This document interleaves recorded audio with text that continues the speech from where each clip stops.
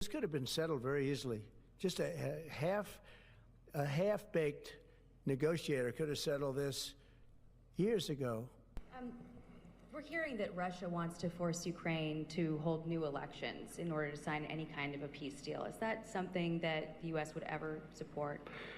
Well, we have a situation where we haven't had elections in Ukraine, where we have martial law, or essentially martial law in Ukraine, where the leader in Ukraine, I mean, I hate to say it, but he's down at 4% approval rating, and where a country has been blown to smithereens. You got most of the cities are laying on their sides. The buildings are collapsed. Yeah, I would say that, you know, when they want a seat at the table, you could say the people have to, wouldn't the people of Ukraine have to say, like, you know, it's been a long time since we've had an election.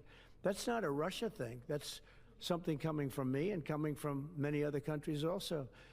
How would you counter the perception, because Russia's pushing for this, obviously, they don't really hold true elections, that would be a capitulation of some sort. How would you guard against potentially Russia installing a puppet government? And then finally, how would that new election have an impact on getting Zelensky to sign the rare earth minerals deal?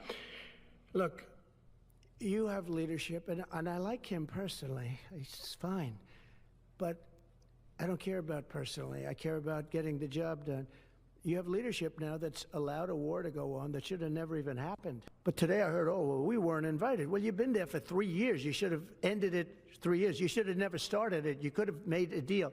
I could have made a deal for Ukraine that would have given them almost all of the land, everything, almost all of the land, and no people would have been killed, and no city would have been demolished, and not one dome would have been knocked down.